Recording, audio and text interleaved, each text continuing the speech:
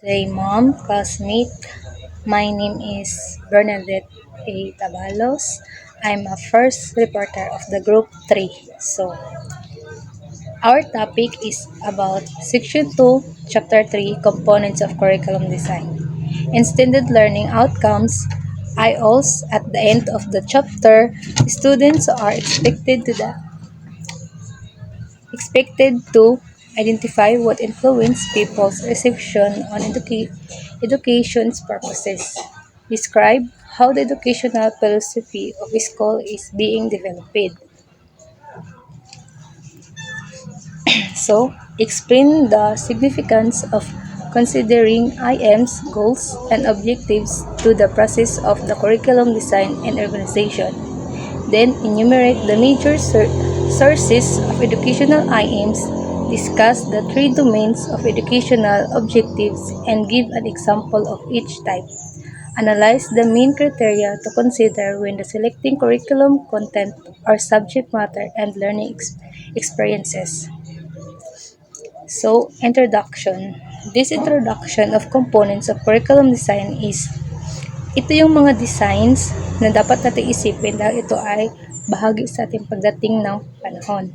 So, dahil we are a future educator, so dapat alam natin kung ano ang nilalaman at kung paano natin magamit ang components of curriculum design. So, we should think of the philosophical and learning to theories to determine kung ang ating mga decision design ay sumasang-ayon sa ating mga pangunahing paniniwala tungkol sa mga tao, kung ano at paano sila dapat matuto and how they should use their gain knowledge.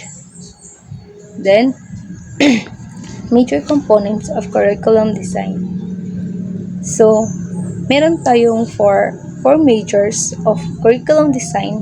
Ito ay definition or approach sa curriculum maaari nating magamit sa pag-didiskarte at pagdisenyo ng maayos habang tayo ay nagde-design. So first is IM's goals and objectives are simplify objectives. Then second is content or subject matter. Then third is learning experience, and the last is evaluation. So, sa bawat isa sa mga bahaging ito ay naiiba ngunit magkakaugnay sa isa't isa at mga mahalagang bahagi ng isang effective curriculum. Then to give you an idea of how these components are interrelated with another. So, di ba, bilang future educator or bilang isang estudyante, maaari tayong tanong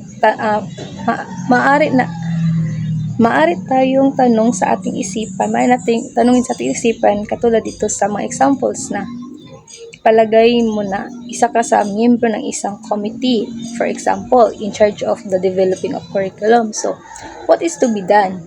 Or ano ang dapat gawin? Then that it means the IMs, goals and objectives, and what subject matter it's to be included. Then, na siyang madalas itanong para sa nilalaman or subject matter. Then, what instructional strategies, resources, and activities will be employed? Isang tanong para sa karanasan sa pagkatuto na kailangan mong imbibe to the students. Then, so what methods and instruments will be used to assess the results of the curriculums? A questions that wish to measure if the IM's goals and objectives were attained is the part of evaluation. So according to Ornstein and Honkins, these parts are rooted in Harry Gill's The 8-Year Study. Gills used the term components to show the relationship among the basic parts, but included learning experiences under methods and organization. According to Ronald Dahl's viewpoint, curriculum design is the parent of instructional design. Curriculum arrangement always comes in this order: objectives, content, instructions, and evaluation. In contrast, instructional design, diagrams, pedagogically and technologically strong teaching methods and educational activities that draw students and learning the curriculum's content. So, what resources will be applicable for the particular lesson specified in the curriculum plan? Which student should participate in the curriculum activities? Curriculum design represents the knowledge theory, social theory, and political theory, and learning theory. In ethics, a curriculum outcomes arise from the blend of curriculum and instructional designs. Then we have a key concept identification of educational philosophy. So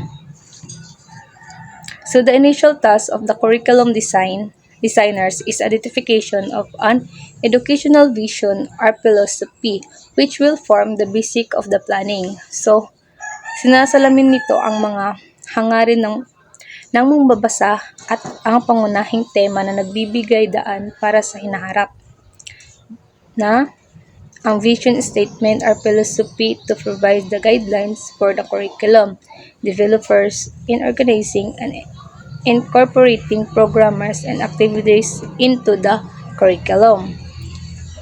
Furthermore, Furthermore, this chapter shows the kinds of decisions that curriculum designers have to make in some education system somewhere in the world.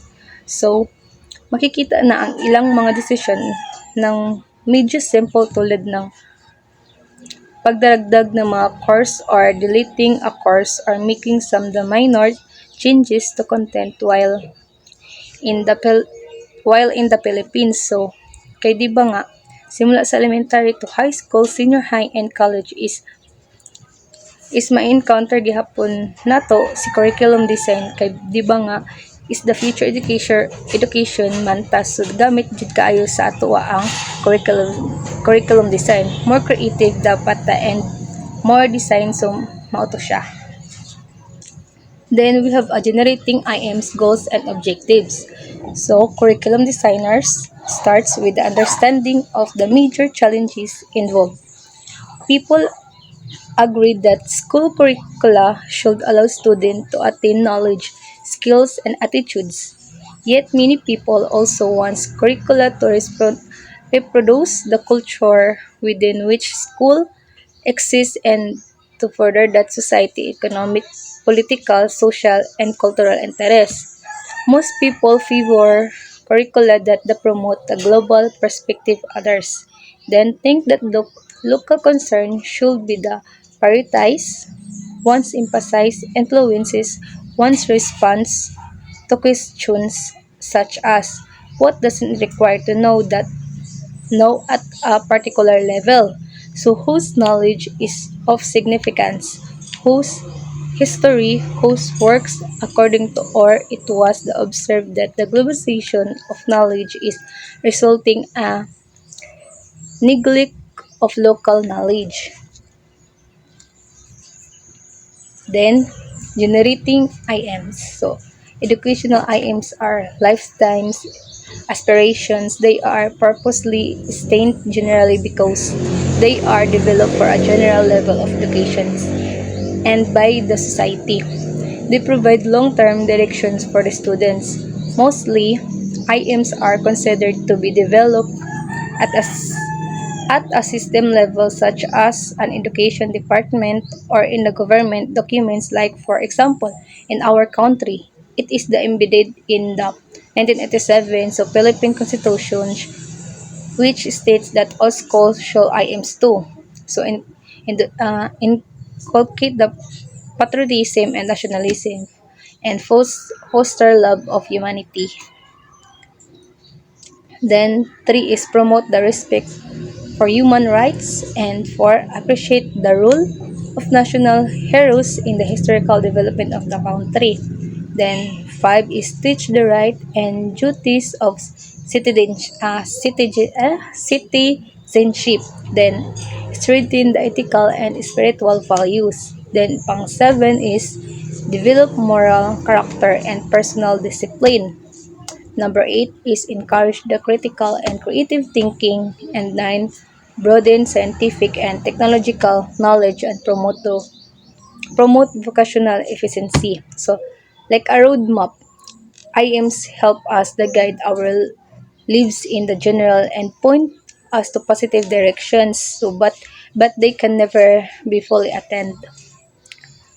So we have picture this for the no. So for Ronald Dahl, is educational IMs should be the address the intellectual or cognitive, the social, socio-personal or affective, and the productive. So first is intellectual IMs focus on the acquisition and comprehension of knowledge, problem-solving skills, and methods of thinking. Then second is social personal IMs are concerned with the ways in which people relate to other individuals and society and how to individuals view themselves. These IMs address individuals' psychology and how people fit into their families and communities. Then three is productive IM center on educating students to function within the home, on the job, and as a citizen. So, Onsten and Honkins, on the other hand, add for other types of IMs is physical, dealing with the development and maintenance of strong, healthy bodies, and aesthetic, dealing with the values and appreciating of the arts, then moral, dealing with the values and appreciate conduct, and spiritual, dealing with the transcendence of self, and generating goals. Nanatay generating goals sa curriculum design. So the next step is the curriculum design is creating goals like IMs. Educational goals are grouped the expectations and they may take weeks, months, or even years to attend.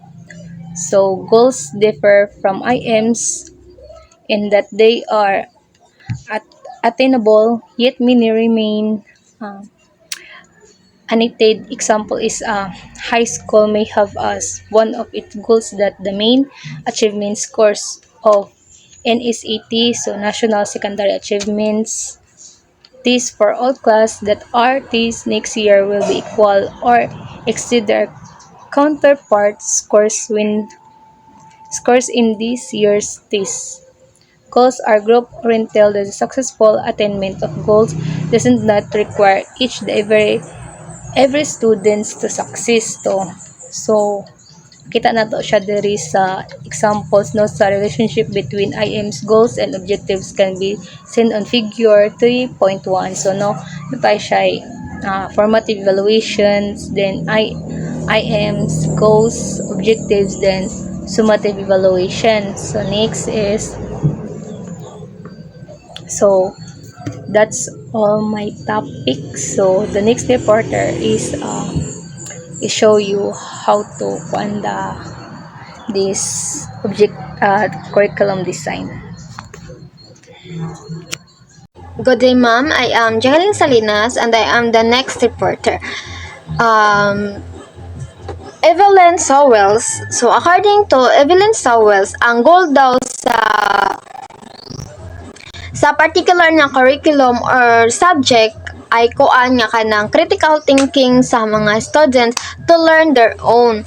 So, analyzing schools' goals helps determine its educational program scope unlike its specific aims and instilling the word-mindedness in social studies in students. So, ang analyzing school, ang goal ani is kanang kuan para maka-learn ang student how such as instilling mindedness in a social studies. So, level of goals.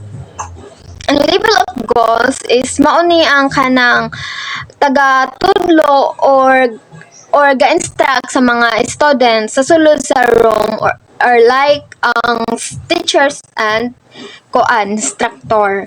Ang generating objectives is performance as students kung unsang ilang ability or abilidad by og imong expectation nimo sa ilang daily activities.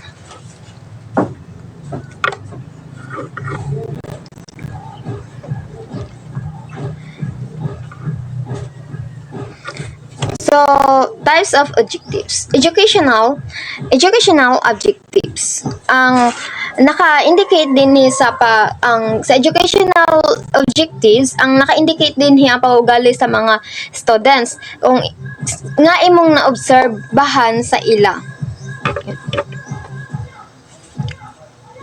Behavioral objectives. Sa behavioral objectives, kasagaran nga ginatan-aw dinhi kay ang kanang layunin sa edukasyon ug pag-ugali sa mga bata.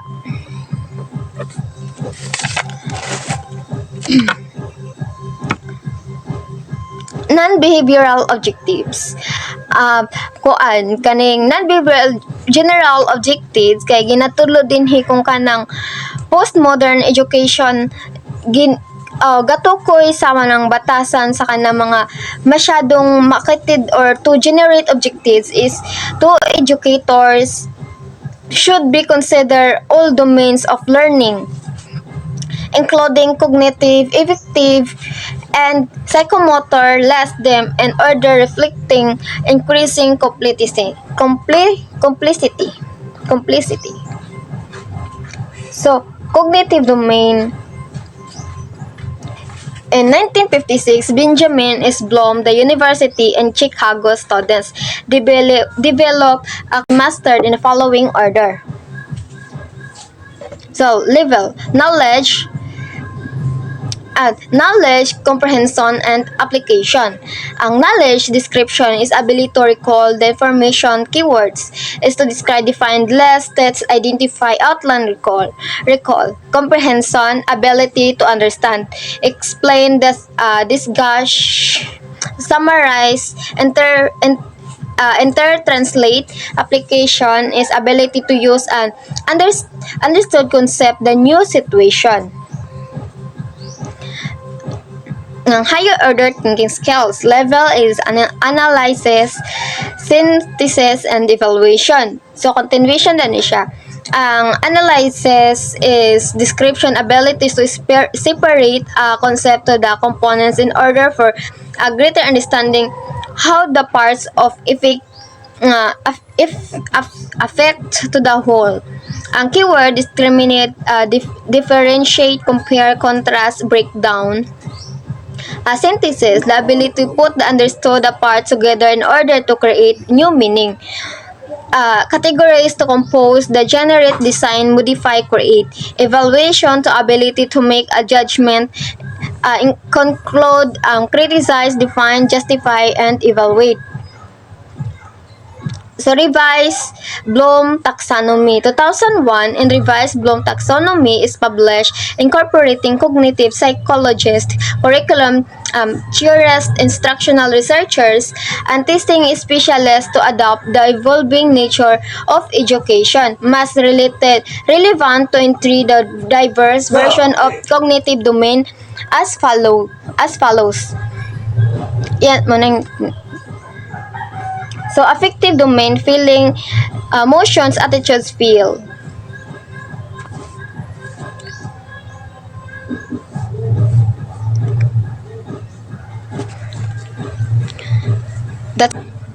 That's all, ma'am. Thank you. Good day everyone, my name is Judith Espartero. I'm third reporter. So I will continue for discussion about the psychomotor domain or physical skills do. This domain was appropriately established to address skills development relating to manual tasks and physical movement. However, it is also concerned and covers modern day business and social skills such as communication and operation, equipment, for example, telephone and keyboard skills, or public speaking. So, pag sinasabi natin psychomotor domain, which is refers to classification of learning objective that involve physical movement or coordination and manipulations. Basta kay kini siya is more on lihok or skills. Sim kay Dave sa iyahang book which is nag-refer sa work and life-related department. So, they are the table of deep psychomotor domain taxonomy. They are categories of level behaviors, demonstrations, example of activities or demonstrations, and evidence to be measured, keywords, verb or which is describe, and activities to be trained to measure at each level. So first is imitations. Copy action of the another, observe and replicate. With watch teacher or trainer and repeat action process of activity. Copy, follow or repeat, replicate, repeat, adhere. Second is manipulations. Manipulations. Reduce activities of instruction or memory. Carry out tasks from writing and verbal instructions. Reduce, build, and perform, execute, implement. Third is restrictions. Execute skills reliably, independent of help. Perform a task or activities with expertise and to high quality without assistance of instruction, able to demonstrate an activities to another. Demonstrate, complete, show, perfect, collaborate, control. Fourth is articulations. Adapt and integrate expertise to satisfy a non-standard objective. Relate a combine associated activities to develop method to meet everything novel requirements. Instruct, construct, solve, or combine, coordinate, integrate, adapt, develop, or implement, modify, master. 5 is naturalizations. Automate unconscious mastery or activities and related skills and strategic level. Define aim, approach, and strategy for use to activities to meet strategic need. Design to specific, manage, event, or project manage. So, yun yung mga parts sa psychomotor domain taxonomy. So, there are two versions, which is Simpson version and Haro versions. So, first is Simpson version. So, in the Simpson version, it is particularly useful if you are taking adult out of their comfort zone because it is address sensory perfection and by implications to additional and perfections issues. So, on the other hand, Haru version, it is particularly useful if you are developing skills which is the intended ultimately to express, convey, and or influence feelings because its final level specifically address and transitions of bodily activities, movement, communications, body, language, etc. Ito ang conveying feelings and emotions including the effect on to Simpson psychomotor domain taxonomy. The psychomotor domain of Elizabeth Simpson interpretations differs from Liv chiefly because it is a contains extra two levels prior or the intentional imitations or copy stage. Simpson first two levels perceptions and seat. Strategy are assumed or incorporated within a first imitation level to give you a insight, assuming that you are dealing with a fit and healthy people, probably adults rather than young children, and that greeting ready are prepared oneself is a part of the routine to be a tone learn to measure. So, pag sinasabi naman natin na Simpson is refers naman siya kay Dave, which is nagduha-duha ay na siya duha ka seat, the perception and seat nga naga-incorporate kay Dave nga limitation level, meaning to give you to insight, assuming that you are dealing with fate of healthy people or recovered adults rather than young children. And getting ready or preparing oneself is a part of the routine to subject to learning or measured. So they are table of psychomotor domain Simpson. So there are categories of level, descriptions, example of activities or demonstration and evidence to be measured, keywords of verb which is describe that activities to be trained or measured at each level. So first is perfections, awareness, use and or selection or sense to be absorbed data for guiding movement, recognize, distinguish, notice, touch, hear or feel, etc. Second is sit. Ayahang demonstration is readiness.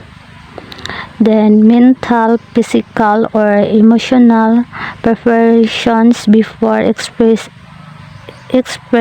of the task. Arrange, prepare, get a seat. Third is guided response. So sa iyahang description is attempt, imitation or follow instruction, trial and error. Imitate, copy, follow, or try. Fourth is mechanism. So sa iyang description is basic,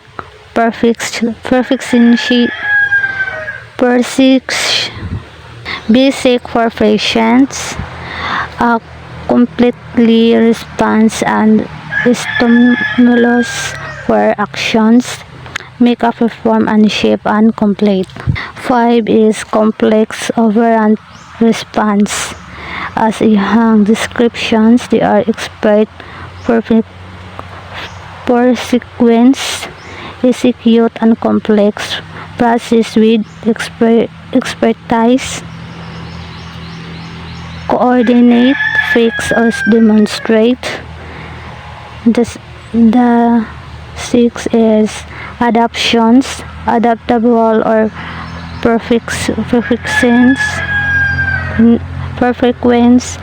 alter response to or reliably meet everything changes, adjust to integrate, solve.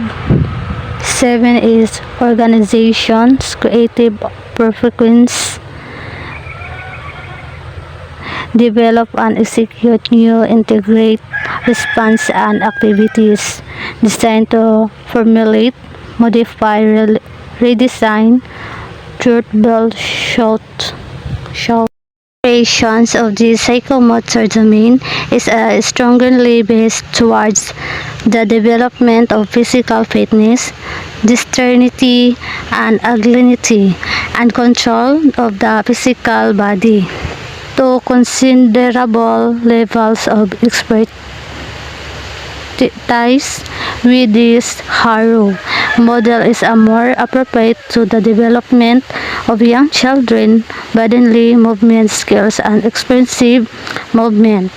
Then they say that development of a corporate trainer keyboard and skills. So, pag sinasabi natin Haro psychomotor domain or taxonomy is nagabisiya sa young children body movement, skill and expressive movement. Compare kay Dave Simpson, mas gamit iya sa public speaking or artistic performance. Labi na sa mga idaran kay ang movement or translations of physical kay na ay meaningful expressions. So they are the table of Psychomotor domain HARO. Category of level. Descriptions, example of activities or demonstration and evidence to be measured. Keywords, verb which is described the activities to be trained of measure at each level. So first is relax movement. So yan, the descriptions is inventory reactions. Tapos example is response physical instructively. Tapos ihang keywords they are create response. Second is basic fundamental movements. Sa ihang descriptions basic simple movement. So iyan na po examples alter position, movement perform, examples actions. Sa ihang keywords man siya ang graphs walk, stand, draw. Tapos sa third is fit perceptual abilities. Sa ihang descriptions they are the basic response. Sa ihang examples used to more than one ability in response for different sensory perceptions. Sa iyan na pong keywords, catch, write, explore, distinguish, using sense. Sa fourth is physical activities. Nasa iyang description, fitness. Sa iyang examples, they are develop strength, endurance, agility, or control. Sa iyan na pong keywords, they are endure, maintain, repeat, increase movement, or excite.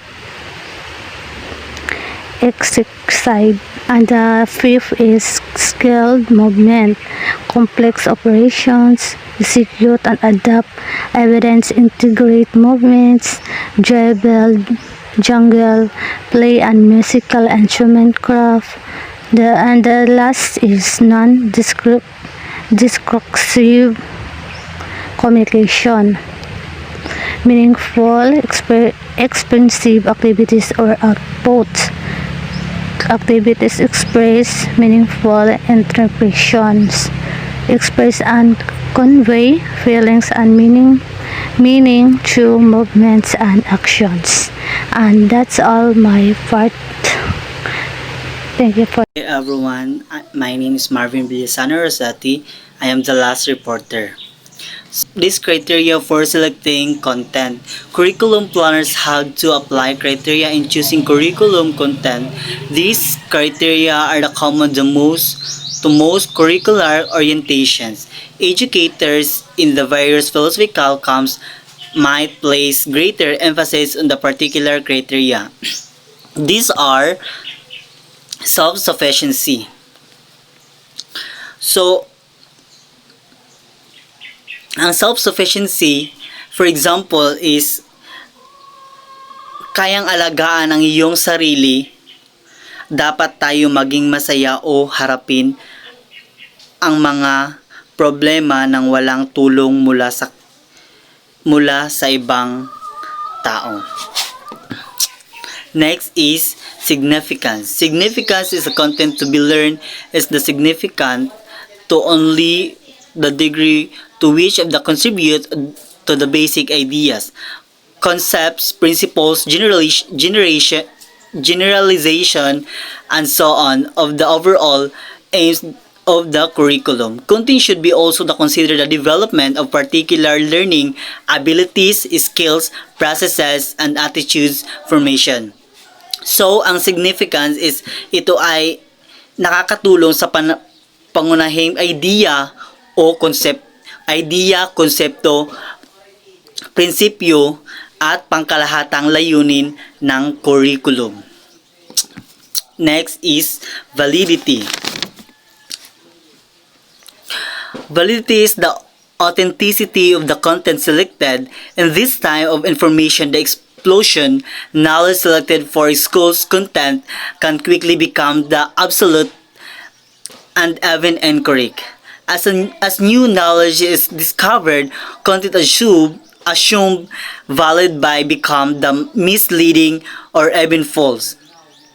Validity is most the verified as the initial selection of curriculum content, but also needs to be checked at regular interval through the duration of curricular program. At the term of content originally valid continues to be. So ang validity is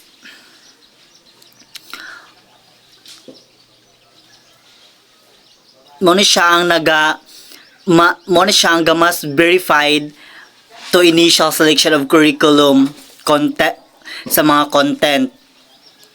Next is interest. Students' interest should be weighted and adjusted to allow for students' maturity, their prior experiences, and educational as social value of their interest. As the way they are expected to interact with society, attending to the criterion of interest means that in selecting the content of arranging for content to be experienced, the educator must be sure that the content does the engage the individual. The content must be contribute on the welfare of the students. So when we say interest is bilang isang estudyante, so for example is kanang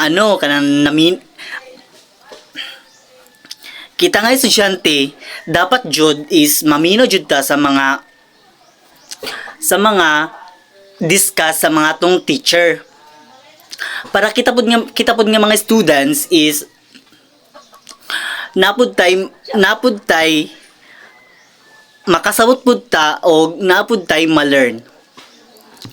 Next is utility. Utility is a concern the usefulness of the content. A challenge in dealing with the criterion of utility is that the educational discussion makers must consider two kinds of utility.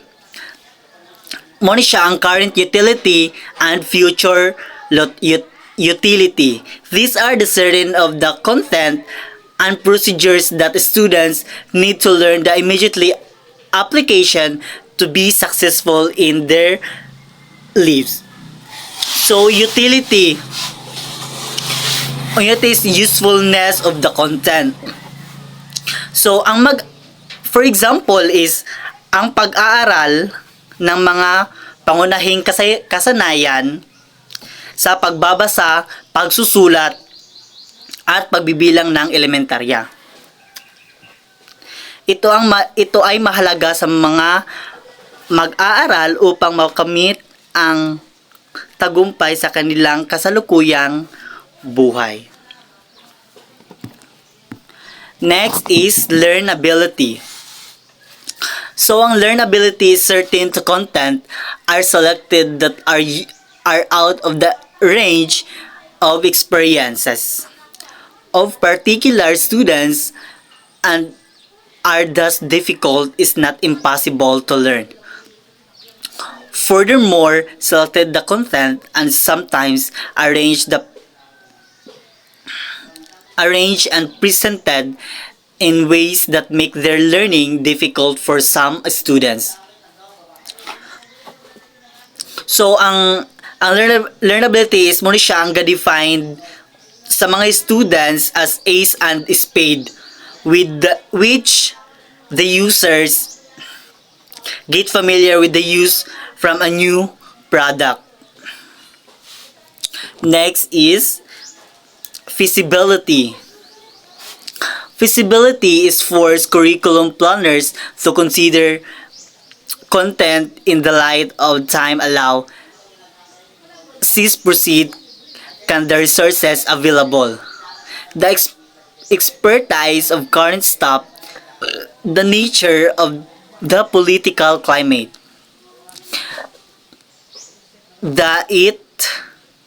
that it would be futile exercise the extension. For example, is lear their actions even the number of days in the school calendars. For example, another example is limit what can be taught, so do the size of the classroom and the personnel of the school. Content of selection has to be considered within the context of the existing reality, which usually boils down the economics and politics. So, ang feasibility, mo ni siyang, for example, is mo ni siyang automobile prototype is a tool for the feasibility study. Mo ni siyang nag-develop as a new medicine. Next is learning experiences. As stated of the Orsten and Hankins, while the content of the myth of the curriculum plan, we can consider the learning experiences plan of the students as the heart of the plan. The learning experiences are the means towards the attaining the goals and objectives of the curriculum. Tellers the terms, trainings the experiences is the curriculum development of the model. So this is the instructional component of the curriculum provide for the interaction between teacher, students, and the content. Learning experiences designed of the purpose of attaining the goals and objectives of the curriculum plan can be divided into teaching the methods adapted and learning activities. Next is criteria for the selection of learning experiences. Learning experiences, the teaching method, and learning activities are the selected the experience of aims, goals, and objectives that the curriculum plan. It embraces all the activities and teachers necessary to motivate students' behavior and eventually their learning. The specific of activities that teachers may differ according to the teaching method implemented and the learning activities used by they all are aimed toward bringing about learning. Next is number 4, selecting educational and environment. Remember that we cannot separate content from the experiences in the actual delivery of curriculum, nor can we separate experiencing content from the space within which experiments takes place. As Patrick Slattery comments, the educationals and the human activities that are greatly affected by environment. The spaces which is the individual place themselves are the place affect their inner experiences. So, si Patrick Slattery muna siyang nag-comment as education is a human activity. So, syempre, siyang naga-comment is ang paminaw po is na-affect greatly silang paminaw is affected pod sa ilaha.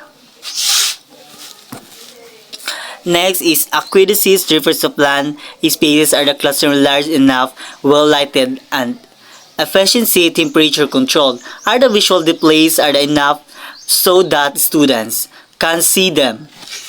Are the books in a good condition? It is easy for students to hear the teacher. So can students move around the room without disrupting the other students, or school supplied in the safe, convenient places? Next is suitability. Suitability is refers to planned activities. For example, if some information is going to demonstrate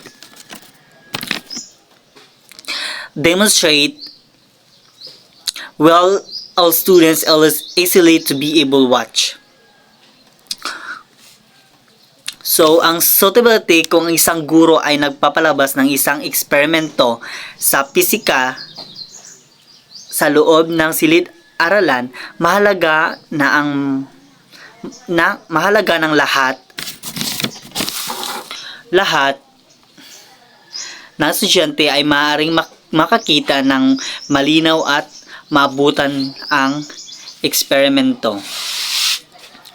Next, third is efficiency. Efficiency refers to operational and instructional effectiveness. Thus, the environmental maximize learning while maximizing the efforts required of teachers. If students are so listen of CDS at their desks, can they set where they will not disturb students engaged in other activities. If students are engaged the comparative learning, so sometimes yun is mga environment nga maximize ay mo siyang learning while the maximize of the effort is kita po nga mga students das nagalisin ta para naadjud tay kay sa una is laon sa una panahon og lahi pod karon ang mga karon is mo naman to basta. Next is number 4 is economy. Economy is refers to cost the activeness. It deals with the cost of teaching some parts of curriculum.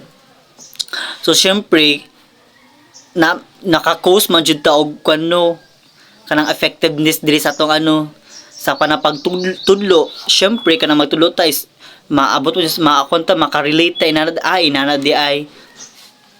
Oh. Then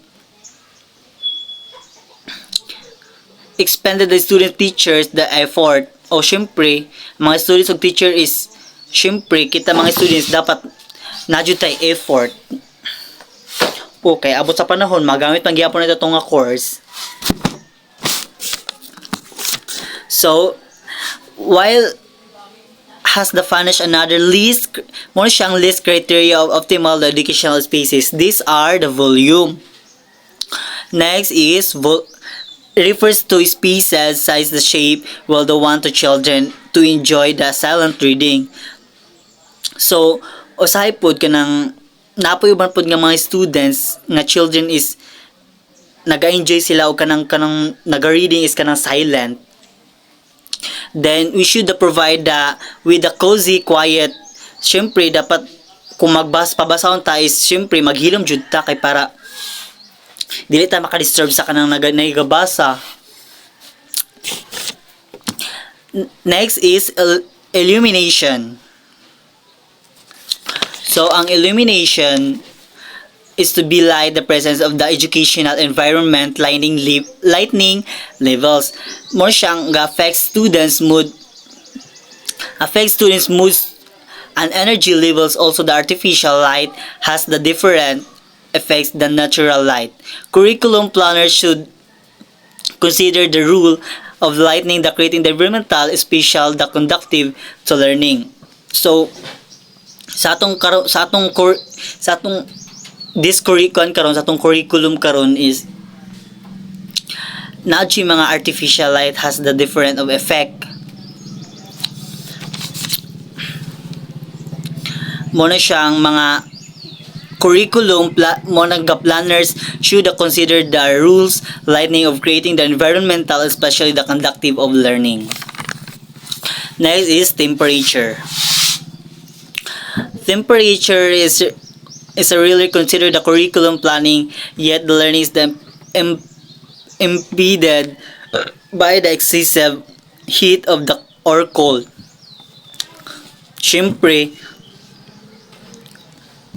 Nama jud. So sa katungkuan karon sa atong generation karon, 'di ba, na mga other schools nga dako na kay ang ni taas ng temperature sa kainit kay mga kwan lagi kay na mga students nga mga kuyapan tungod lang sa kainit, mga inana something. Tapos just sa sa US nga classroom is muna siyang muna ang are not air the condition that during the antecedent hot weather. Muna dito sa pod sila sa lain plaso pero is napoy hot, napoy init, napoy usay pod weather. Syempre, then the current planner must be the recognize the importance of the students the physical comfort. Next is communication. Communication to ways the classroom spaces can be arranged length of the areas outside the classroom. So many lessons now are graded on the internet. Thus the educational environment, the facilities such the connection. Can student is girapi the classes the Google Map with the information. Syempre, magamit majud ta. Kung for example is communicate kasi mo mga communication is dapat makikommunicate ka sa imong mga classmate para napod kay ma-learn. Next is material finishes. Ay number 5 na siya, last na din ni. Last is finishes criteria. The last criterion lang describe the human being is a react the emotional, the color, texture, and shapes. The curriculum planner should describe to make the learners atmosphere in living, attractive, and reasoning. Perhaps we should have the classroom areas where the soft, clear chairs for the students use. Thank you. That's all my part. Thank you.